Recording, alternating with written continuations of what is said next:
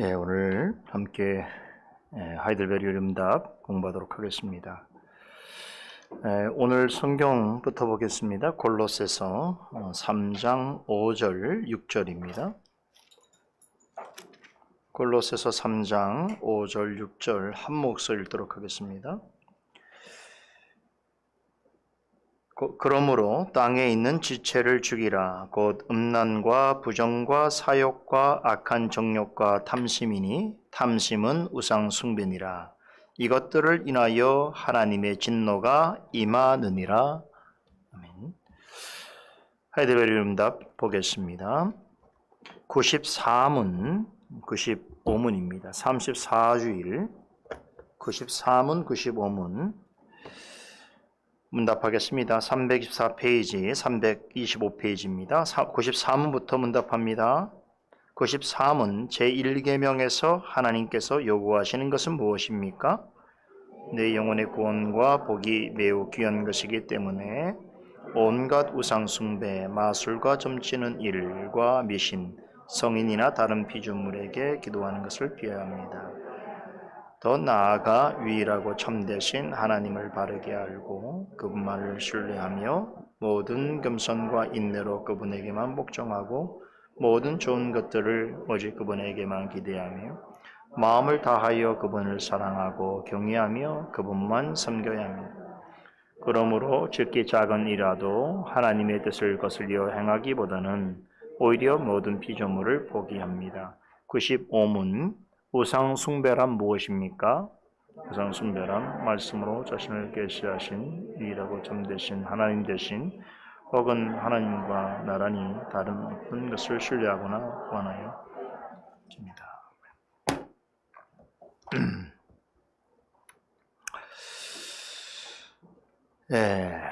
지지난주였죠. 우리 하이델베르 응답 이제 순서에 따라서 십계명의 내용들 하나씩을 살펴보고 있습니다. 지난 시간에 첫 번째 계명에 대해서 배웠는데요. 10개의 계명 중에서 중요하지 않은 것은 어떤 것도 없지요. 그 중에서도 이 첫째 계명은 대단히 중요합니다. 여러분 그 도미노 게임 알지요? 그 쓰러트리기 게임, 그죠?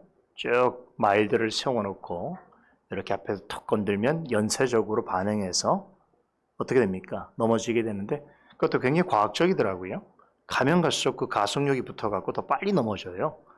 그 도미노 게임을 전 늘 생각해요. 10계명의 첫째 계명을 생각하면 무슨 말인가 하면 도미노 게임으로 따지자면 10계명의 첫째 계명은 맨 앞에 있는 말입니다. 다시 말해서 만일에 이 1계명에 대해서 그릇된 생각을 한다면 이것을 어긴다면 나머지 계명들은 다 어겨지는 것입니다. 그래서 1계명이 되게 중요합니다. 자, 지난주에도 말씀을 드렸습니다만 세상에는 정말로 셀 수 없이 많은 신들이 있지요. 우리 성경만 보더라도 성경 안에 정말 수도 없이 많은 신들이 언급이 되어집니다. 그리고 그 신들을 찾는 사람들 또한 부지기수로 많습니다. 신에 관한 이야기가 없는 민족과 백성, 나라가 있을까요? 모든 나라는 다 신화로부터 시작된다는 건 우리가 상식적으로 잘 알고 있는 거죠.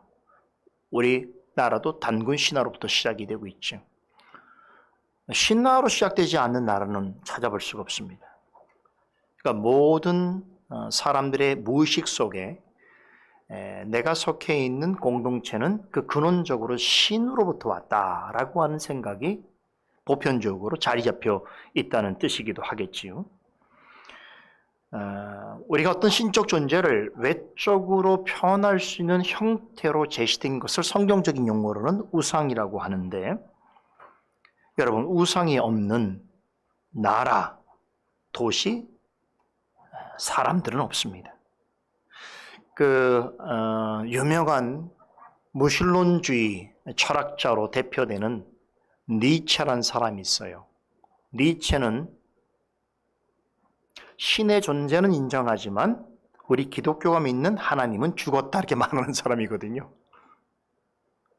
근데 여튼간에 이 니체라는 사람이 뭐라고 말했냐면 이 세상에는 실체보다 우상의 수가 더 많다 이렇게 말을 했습니다. 다시 말해서 무신론자 철학자가 보기에 그 신이 실제로 존재하든 안 하든 간에 이 세상에는 사람들이 믿고 따르는 우상과 같은 신적 존재들이 난무한다. 우리 인간은 그런 세상에 살고 있다. 이런 의미입니다. 동의하시나요? 가끔 이런 무신론자 같은 사상과 철학자들이 하는 말들도 굉장히 뭐라고 할까요? 인사이트가 있습니다. 사실을 잘 설명해 주고 있기 때문이지요.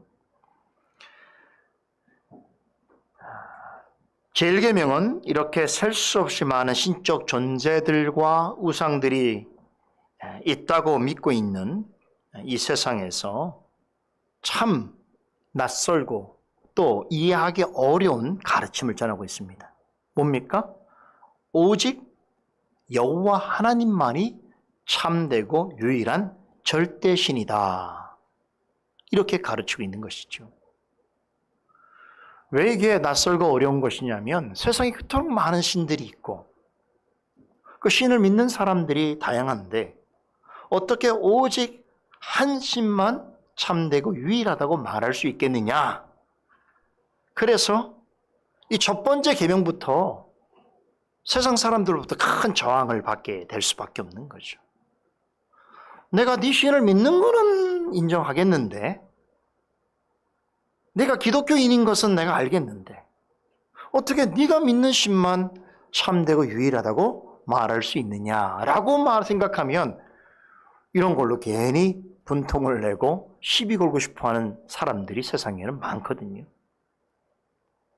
네 신이 참되고 유일하면 내가 믿는 신은 누가 믿는 신은 이렇게 이야기하고 싶은 것이기 때문에 사실은 이 1계명조차 받아들이기가 되게 어려운 거예요.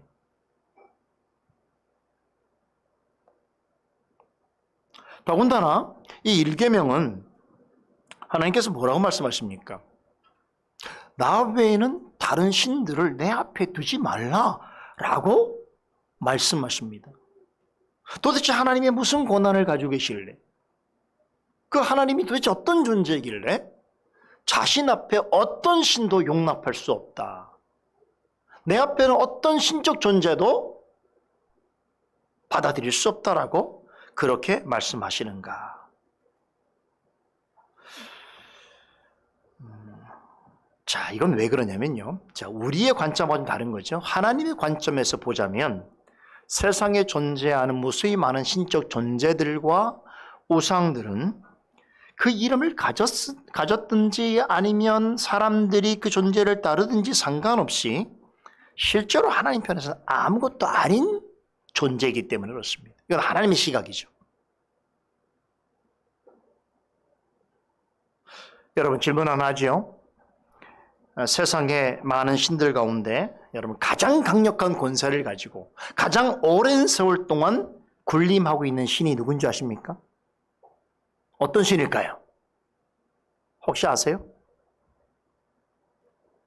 힌트. 이 세상의 신이라고 불리는 존재입니다. 누굴까요? 마귀입니다. 사도 바울은 고린도후서 4장에 믿지 않는 자들에게 복음을 가리고 하나님의 영광의 광채를 비추지 못하게 하는 세상의 신이 있다라고 이렇게 말합니다. 그 신이 누구라고요? 바로 마귀죠. 그 사도 바울은 사탄과 마귀의 존재를 신적 존재로 이해하고 있는 거예요.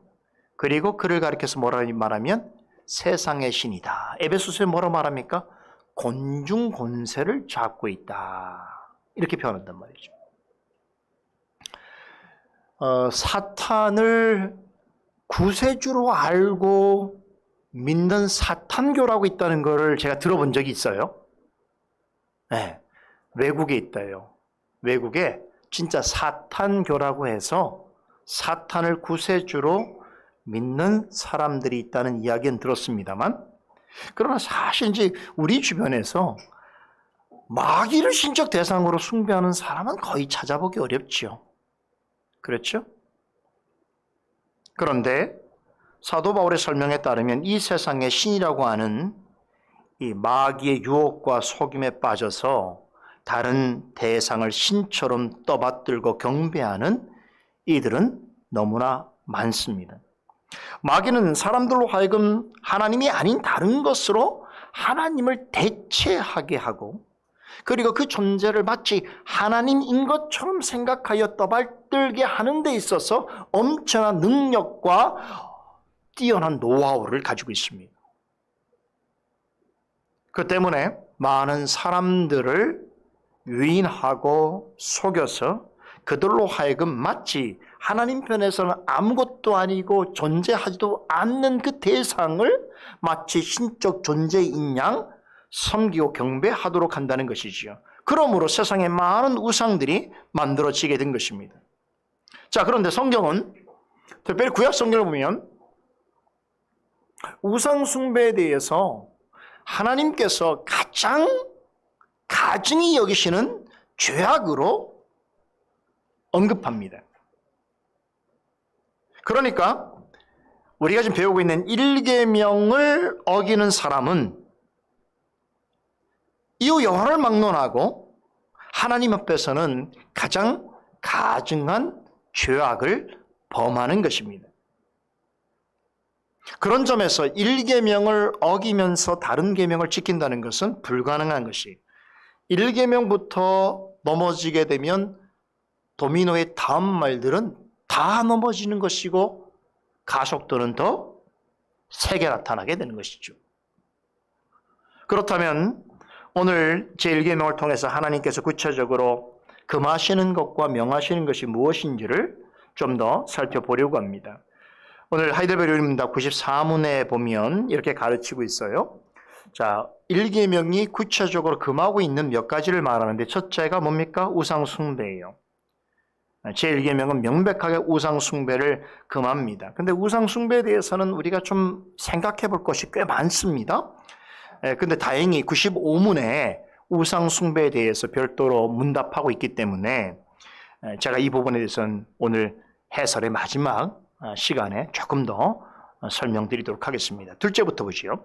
제1계명이 금하는 것, 둘째 뭡니까? 마술과 점치는 일과 미신을 금하는 것입니다. 여기서 말하고 있는 마술과 점치는 일, 미신의 공통점이 있습니다. 이게 뭐겠습니까? 사람들이 이런 것들에 어떤 초자연적인 능력과 의미가 있다라고 생각을 하는 것이죠. 그래서 인류 역사를 보게 되면 이 마술과 점치는 일과 미신유와 같은 이런 일들은 인류 역사에 없었던 적이 한 번도 없습니다. 어쩌면 인류 역사의 가장 오래된 전통일 수도 있습니다. 여러분, 그래서 가끔 이제 이런 이야기를 하게 되면 어떤 사람들은 이건 과거에 있었던 일이 아닙니까? 오늘 우리는 21세기에 과학 문명의 현대 사회를 살고 있는데 이런 것들이 지금도 있습니까? 라고 생각하는 사람이 있을지 모르겠습니다. 그건 세상을 잘 모르고 사는 분이시고요. 여러분, 오늘날 현대인의 삶에도 이런 마술과 점치는 일과 미신 같은 것들이 엄청난 영향력을 끼치고 있습니다. 오히려 어떤 면에서는 또 교묘하게 유행되어지는 추세이기도 하지요. 예전에 그나마 이제 우리가 점친다 그러면 어떻습니까? 어떤 특별한 부류의 사람들, 우리 할머니, 어머니 정도? 이렇게 가서 무슨 일이 있을 때 가서 점 보고 그랬던 이야기는 우리가 듣습니다만, 지금은 어떻습니까? 백주대낮에 젊은이들이 점치러 다녀요. 네, 그냥 그거 안 가면 지금 인터넷으로 돈 얼마 주고 나서 그냥 점치는 일도 얼마나 활성화된지 몰라요. 아마 이 부분에 지금 드는 그 비용이라고 하는 건 천문학적일 것입니다. 엄청난 사업 아이템이지요. 그렇죠. 오히려 과거보다 훨씬 더 보편화되었습니다. 젊은이들이 툭 하면 점치러 다니죠. 그렇죠. 젊은이만 그렇다는 게 아니에요. 그렇죠? 어떤 목사님이 그러시더라고요. 교회에 애군이 껴서 점을 보러 가야 되나 고민을 한다면서요. 애군이 뭐냐고 그러니까 성도가 너무 괴롭힌다는 거예요. 목사님도 그런 말을 물론 농이겠지만 그렇게 하는 걸로 봐서는 여러분은 혹시 그런 유혹 안 받아봤나요? 점 한번 봐볼까? 점 한번 보면 또 얘기를 들어보니까 점치는 사람이 용하면 내 존재를 안다고 하는데 나를 또 예수 믿는 사람이라고 말하면 내가 그걸 좋아해야 되나? 뭐 이런 생각으로 한번 시험해보고자. 정신 차리셔야죠. 그래서 뭘 어떻게 하겠다는 거예요. 점치는 사람이 당신이 훌륭한 그리스도인인 것 같습니다. 뭐 이렇게 말하면 뭐 어떻게 했다는 거예요. 그죠? 제가 말하는 마술, 점치는 것이요. 이게 그냥 예능 같은 나오는 엔터테인먼트한 그런 것을 말하는 게 아니고요.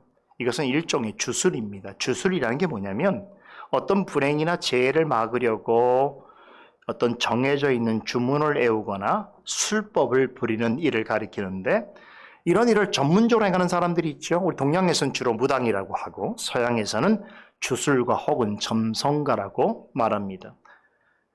여러분 성경에 보면요. 이런 마술사, 주술사, 점성가들이 얼마나 많았는지 몰라요. 특별히 구약 시대에는요. 이방 나라에는 이런 사람들이 아주 높은 당대의 가장 왕과 그야말로 같이 통치를 하는 자로서 그렇게 인정을 받았지요. 여러분 모세 아시죠? 모세 시대에도요. 모세를 대적한 사람이 누굽니까? 마술사, 점성가들이에요. 바로 왕이 그 사람들을 내보내지 않습니까? 결국 그들이 어떻게 합니까? 모세가 보인 기적을 흉내는 내게 되는 것이죠. 우리나라 역사를 보더라도 그렇습니다. 우리가 멀리가 올라가지 않아도 조선시대만 보더라도 조선시대의 국가 운영 원리는 여러분 잘 아시는 것도 유교죠. 유교 나라인데 그럼에도 불구하고 조선시대의 왕들 또 왕가는 이런 어떤 미신과 주술 같은 일들이 아주 성행을 했다고 하지요. 그래서 궁궐 안에 귀신을 모시는 사당들이 항상 있었습니다. 그리고 조선시대의 왕이나 왕비들 또 권력자들 주변에는 소위 말하는 점을 잘 친다라고 하는 무당들이 항상 있었는데 그런 자들이 어떤 아주 긴박하고 중요한 일이 있을 때마다 권력자들이 그들에게 찾아가서 조언을 구하고 도움을 구했습니다. 이건 소문입니다. 정확한 사실은 아니지만 요즘에 청와대에서도 이런 일들이 유사한 일들이 있다라고 하는 소문이 있습니다. 사실인지 아닌지 모르겠습니다만 사실 이전에 과거에 그런 행보를 보게 되면 대단히 우려되는 면이 없지 않아 있습니다. 혹시 국가 운영을 이런 데 의존하는 것은 아닌가라고 하는 어떤 염려들이 우리 안에 있는 것도 사실입니다. 자, 어떤 사람들은 마술과 주술과 점이 어떤 효력이 있겠느냐라고 의심하기도 합니다만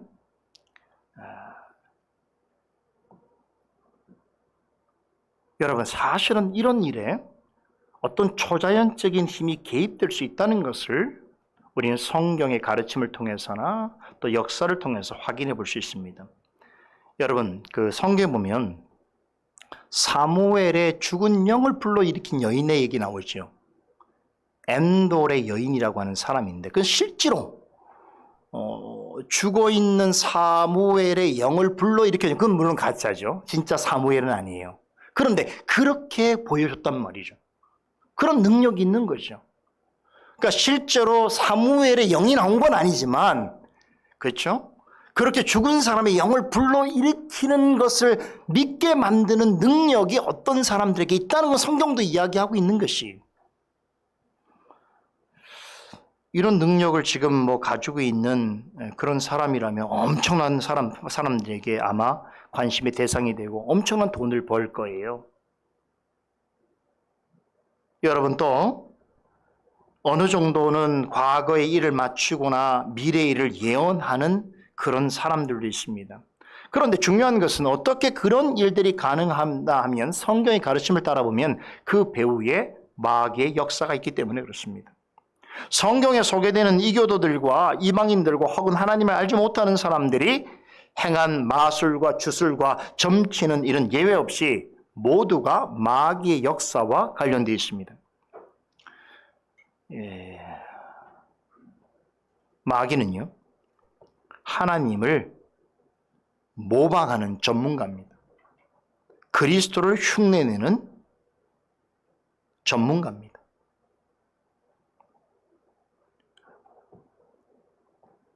그래서 마귀가 역사할 때에 우리 눈에 이적과 기적같이 보이는 일들이 일어나곤 합니다. 그러나 성경의 가르침은 명백하지요. 하나님 뜻에서 벗어난 마법, 마술, 점술, 점괘, 꿈 해석 이런 것들은 성경은 명확하게 마귀의 속임수여 미혹하는 영들의 역사라고 가르칩니다. 마귀는 이런 것들을 통해서 사람들의 정신 영혼을 해치고 거짓말로 유혹하고 헛된 위로를 갖게 해서 결국은 본질적으로는 하나님을 거역하고 하나님을 대적하는 죄를 범하게 합니다. 그리하여 멸망의 길로 인도합니다. 사도 바울은 데살로니가 후서 2장 9절에서 12절에 이러한 마귀의 술책과 의도를 이렇게 증거합니다. 들어보세요. 악한 자의 이 마음은 사단의 역사를 따라 모든 능력과 표적과 거짓 기적과 불의의 모든 속임으로 멸망하는 자들에게 이 말이니 이는 저희가 진리의 사랑을 받지 아니하여 구원함을 얻지 못함이니라. 이러므로 하나님이 유혹을 저희 가운데 역사하게 하사 거짓 것을 믿게 하심은 진리를 믿지 않는 불의를 좋아하는 모든 자로 심판을 받게 하려 하심이니라. 여러분, 어떤 능력과 표적과 기적이 보인다고 해서 무조건 신뢰하고 믿어서는 안 된다는 것입니다. 마귀는 충분히 그런 일들을 행할 수 있는 능력이 있습니다.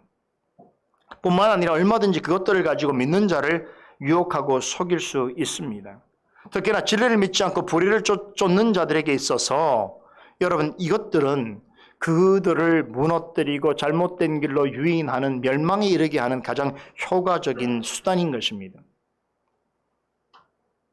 이런 모든 일들은 마귀를 의존하거나 마귀의 힘을 빌려서 행하는 것입니다. 그러기에 하나님께서는 이처럼 마귀의 도구로 쓰임받는 자들을 뭐라고 말씀하시냐면 구약시대는 엄청나게 무서운 말씀을 하세요. 그들을 반드시 죽이라고 합니다. 예레미야서 27장 9절에 봐도 마술사, 마법사, 무당, 점쟁이, 강신술사, 꿈꾸는 자들을 용납하지 말고 경청하지도 말라라고 말씀합니다. 왜냐하면 하나님께서는 그런 행위들을 가증히 여기시기 때문입니다. 하나님이 보시기에 가증한 일을 대놓고 하는 사람은 필시 악하고 미혹하는 영들에 사로잡혀 있는 마귀와 연합된 자인 것입니다. 중요한 것이 그러한 것들이 맞느냐, 신비하냐, 능력 있느냐가 아니에요. 심지어 오늘 오전에 우리가 강서를 통해서 확인할 수 있는 거면 하나님께서 보여주신 기적도 말씀보다는 열등한 것이에요. 베드로와 고넬료도 초자연적인 환상과 계시를 듣고 보았지만 어떻게 됐습니까? 말씀의 참뜻을 알지 못했어요. 결국 그들이 무엇을 통하여 하나님께서 이방 선교에 하나님의 뜻이 있다는 걸 깨닫게 됩니까? 결국 말씀이죠. 그렇죠? 하물며 하나님께서 나타내 보이시는 이런 기적들도 그 자체로 완벽하게 복음을 이해하기에는 어려운데 마귀가 행하는 일들이면 어떻겠습니까? 그것이 맞고 능력 있고 대단하다. 이것은 아무 의미가 없는 것이에요. 마귀는 그럴 수 있어요.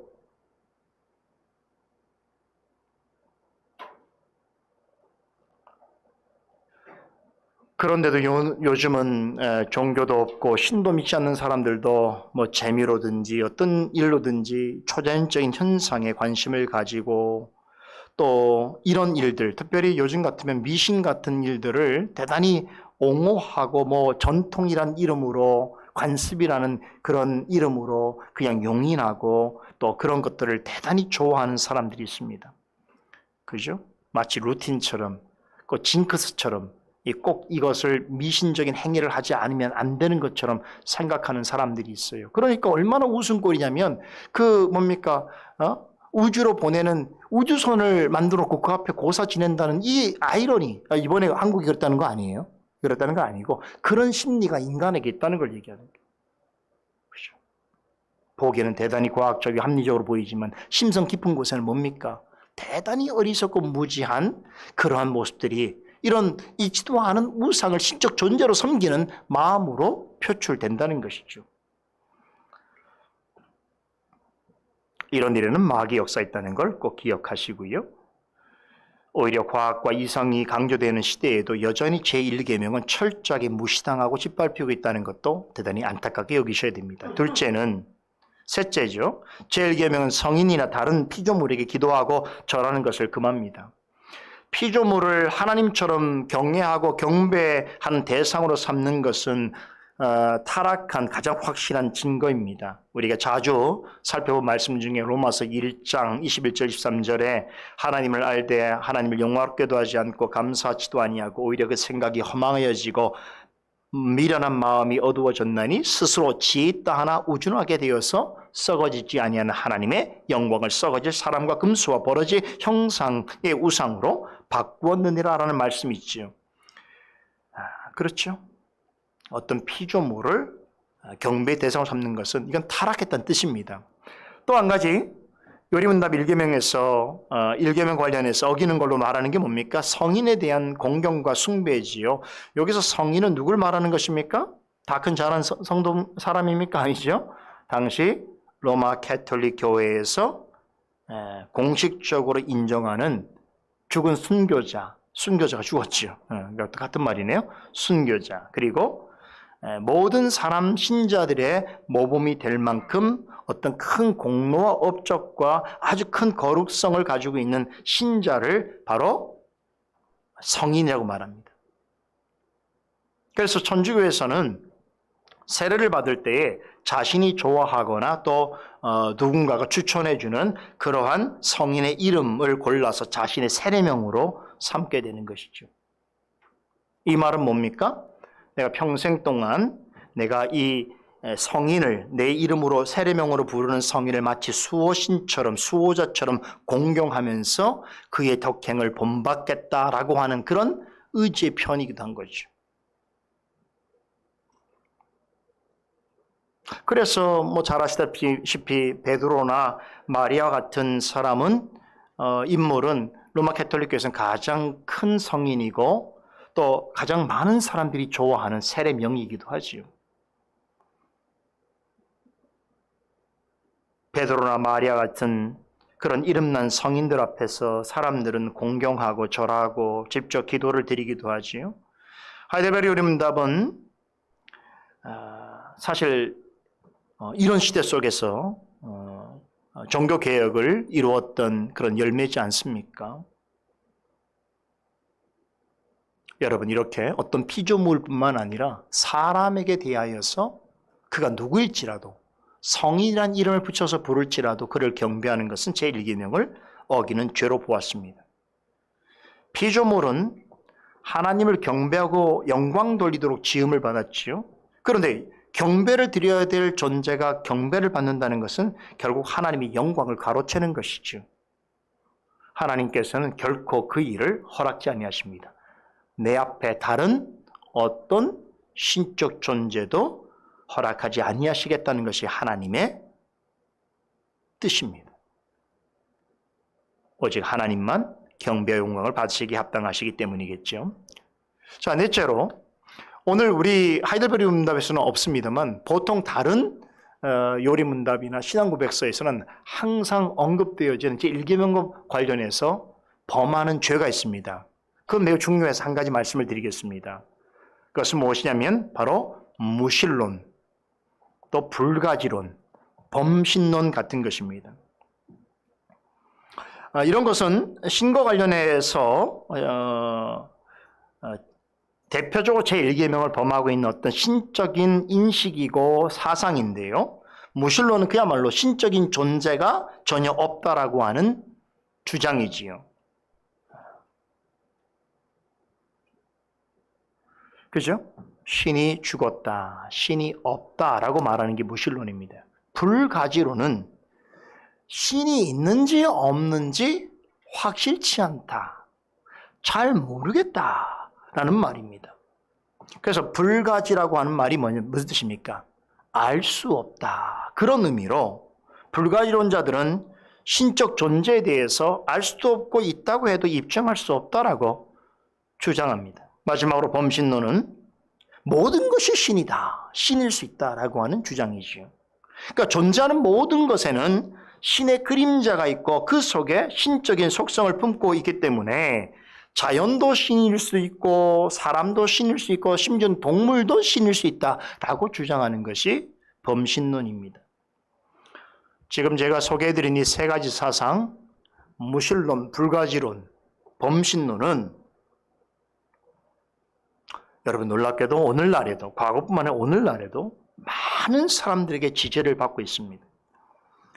하나님이 없다는 무신론이나 하나님이 있는지 없는지 잘 모르겠다는 불가지론이나 신이 있다면 모든 것이 신일 수 있다라고 하는 범신론은 사실상은 19세기 이후에 기독교 신앙을 가장 위협하는 반신적이고 반기독교적인 대표적인 사상입니다. 요즘에는 이런 정도의 세 가지 중에 하나 정도를 좀 가져야 사회적으로 조금 지식이 있는 사람, 좀 엘리트적인 사고를 가지고 있는 사람이라고 착각하는 헛된 지식인들이 너무 많아요. 그죠? 내가 보기에는 신이 없다고 생각되나, 내가 보기에는 신이 있는지 없는지 모르겠지만 내가 보기에는 모든 것이 다 신일 수 있지 않겠냐고 하는 이런 주장들이 참 여러분들이 좋아할 만한, 또 많이 들었을 법한 사람들이 늘상 입버릇처럼 하는 이야기들이,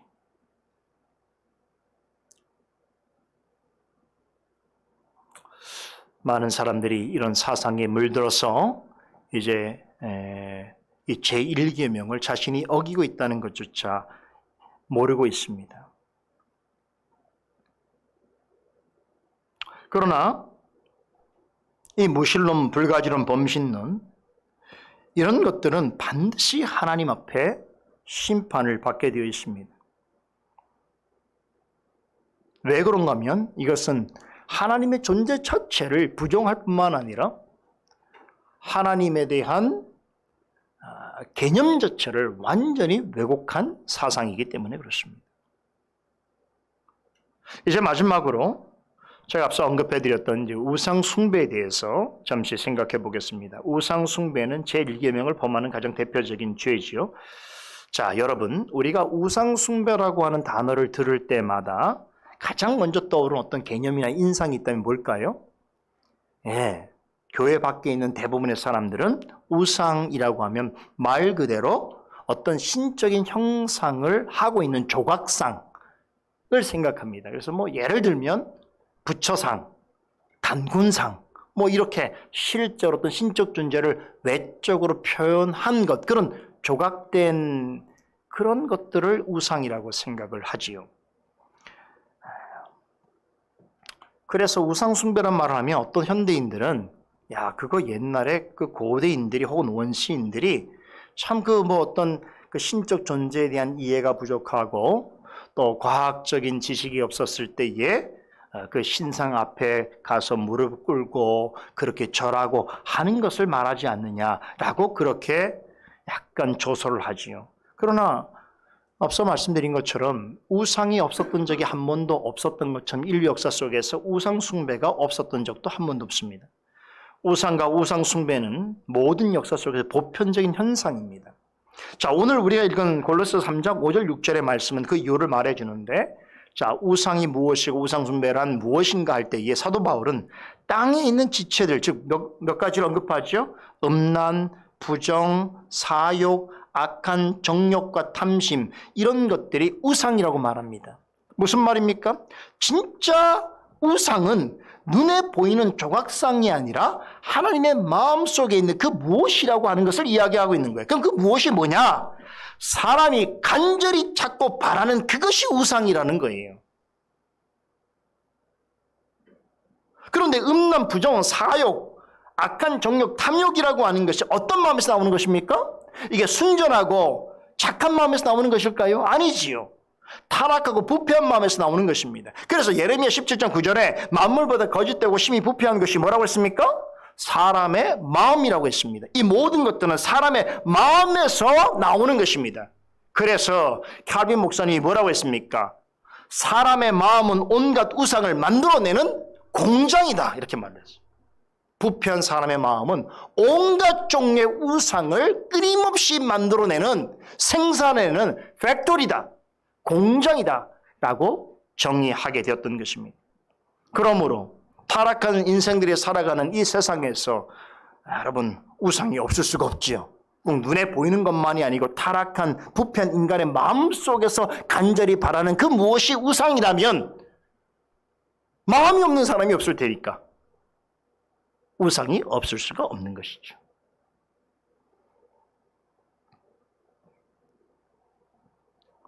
아까 말씀드렸습니다만 하나님께서는 인간을 하나님의 형상대로 하나님을 기뻐하는 존재로 창조하셨습니다. 그래서 하나님을 영화롭게 하는 유일한 하나님의 대리자로서 만드신 것이죠. 그래서 하나님은 우리 인간으로 하여금 하나님을 알고 하나님과 교제를 나누는 것이 가장 큰 기쁨이고 만족이라는 것을 알게 해주셨습니다. 또한 하나님은 우리에게 있어서 부족함이 전혀 없으신 창조주시고 구원자이시고 또한 아버지라는 것을 성경은 가르치고 있습니다. 그런데 죄로 인해서 부패해진 결과 사람이 어떻게 되었다고요? 사람의 마음이 하나님을 알려고 하지만 하나님으로 알지 못하게 되었다. 고로 하나님께 대하여 하나님의 형상을 가지고 있으면서도 하나님을 감사하지도 아니하고 하나님을 영화롭게 할 생각도 의지도 없게 되었다.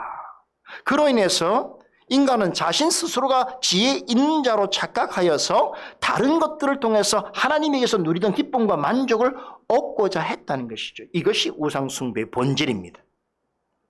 우상숭배는 단지 육체적인 행위가 아닙니다. 마음의 변화를 따라서 자연스럽게 생겨나는 잘못된 열매인데요. 우상숭배는 하나님이 아닌 다른 것을, 다른 무엇을 마음으로 탐하고 즐기고 만족함으로써 시작이 됩니다. 이것을 사도 바울은 탐심이라고 부르지요. 탐심이란 하나님을 향해야 할 사랑을 하나님이 아닌 다른 무엇에다 쏟는 것을 말합니다. 사도 바울이 정의하는 우상숭배란 하나님만을 향해야 할 사랑으로 하나님보다 덜 사랑해야 할 것을 더 사랑하는 것. 이게 우상숭배. 다시 한번 얘기해 볼까요? 우상숭배란 뭐라고요? 하나님만을 향해 할 사랑으로 하나님보다 덜 사랑해야 될 무엇을 더 사랑하는 것. 이것이 우상숭배라는 거예요.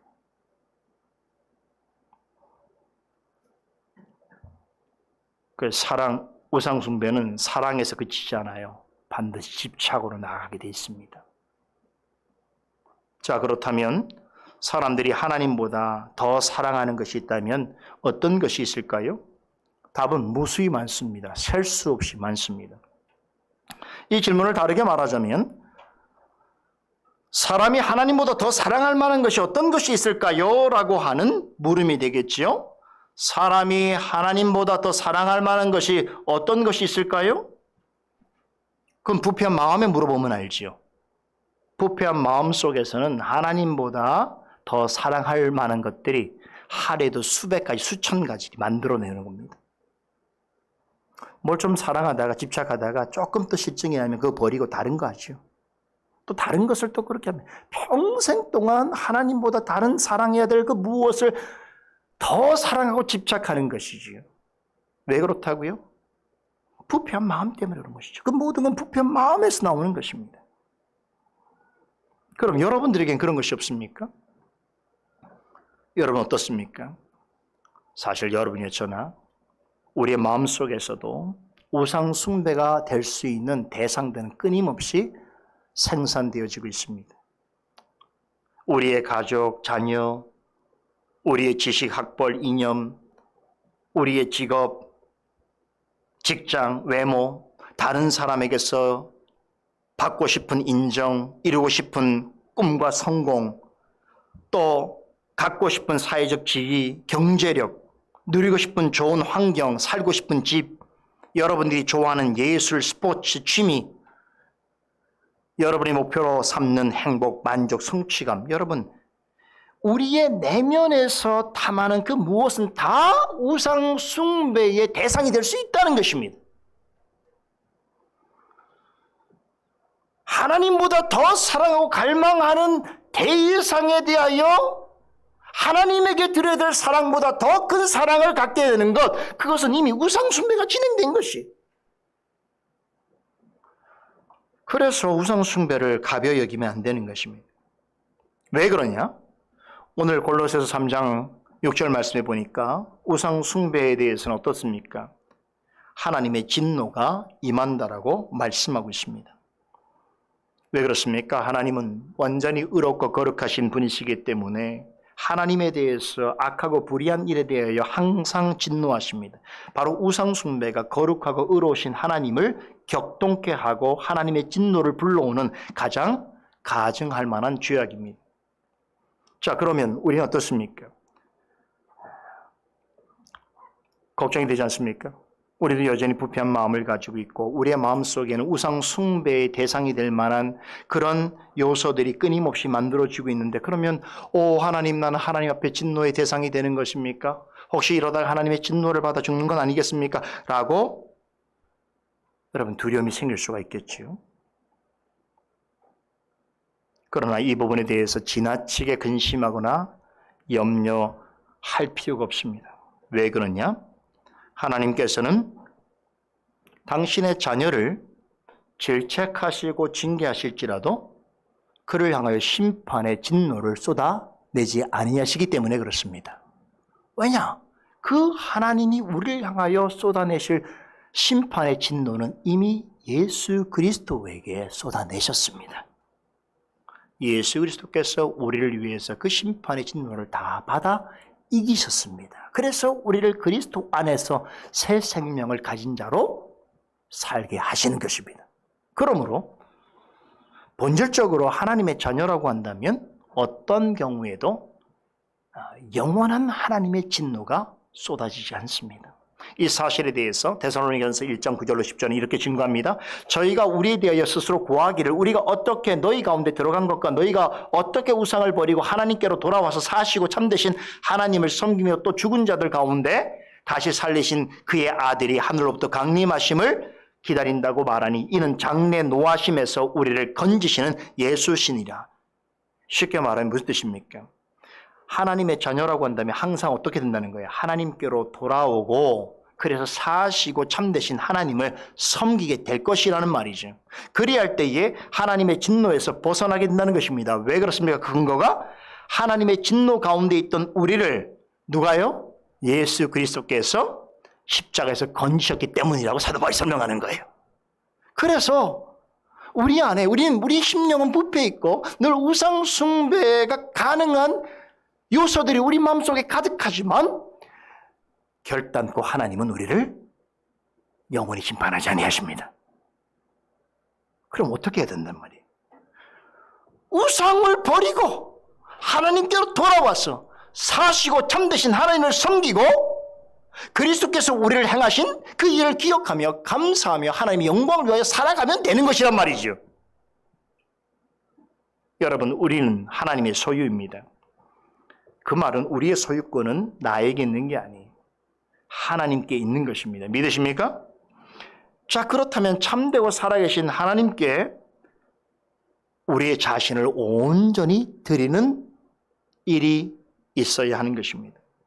그런 사람은요, 비록 우리가 부패한 마음은 가지고 있지만 그리스도 안에서 이미 건져내심을 당하여 그런 심판을 받지 아니하는 자리에 있다고 한다면 여전히 우리 마음속에 우상 숭배에 관한 여러 가지 요소들이 만들어질 수 있을지라도 결단코 우상 숭배자로 살아갈 수는 없다는 거죠. 살아가게 하지 아니하신다는 것이죠. 그렇죠. 혹 무엇에 대해 사랑하고 집착하는 마음을 갖더라도 이렇게 말씀 앞에 나와서 말씀을 듣고 깨달을 때, 아, 내가 잘못했구나 깨닫는 거죠. 그리고 다시 하나님께로 돌이키는 것이죠. 그렇게 하나님께서 하시겠다는 말이에요. 그래서 우리 마음속에 우리가 부패한 마음을 갖지만 우상을 끊임없이 버리고 사시고 참되신 하나님을 향하여 나아가도록 하시겠다는 거예요. 그 근거가 어디에 있습니까? 나에게 있는 것이 아니라 우리를 위하여 십자가에 죽으시고 우리를 하나님의 진노 가운데 건지신 예수 그리스도에게 있단 말이죠.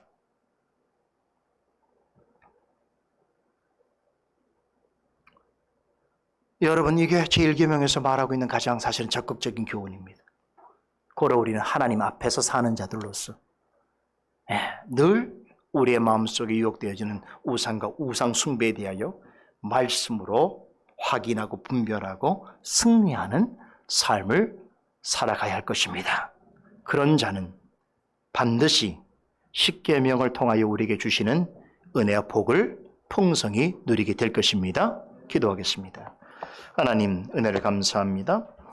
하나님의 영원한 계명을 배워가고 있습니다. 첫 번째 계명부터 이 세상의 가치관과 관심과 얼마나 대척점이 있는지를 보게 됩니다. 그리하여 수없이 많은 사람들이 하나님의 첫 번째 계명부터 무관심하고 무시하며 불편해합니다. 우리도 과거에 그런 인생들이었을 것입니다. 그러나 하나님의 크신 은혜로 말미암아서 깨달음을 얻게 하여 주시고 이제 하나님 앞에서 그 어떠한 신도 두지 아니하고 어떤 하나님이 왜 다른 존재를 섬기거나 경배하지 아니하고 오직 참되고 살아계신 하나님만을 섬기며 사랑하며 살아가는 인생이 되어진 줄 믿습니다. 우리 남은 생애 동안 지속하여 그런 하나님의 자녀로 살아감으로 마침내 승리하도록 은혜를 베풀어 주시옵소서. 감사드리며 예수 그리스도 이름으로 기도드리옵나이다. 아멘.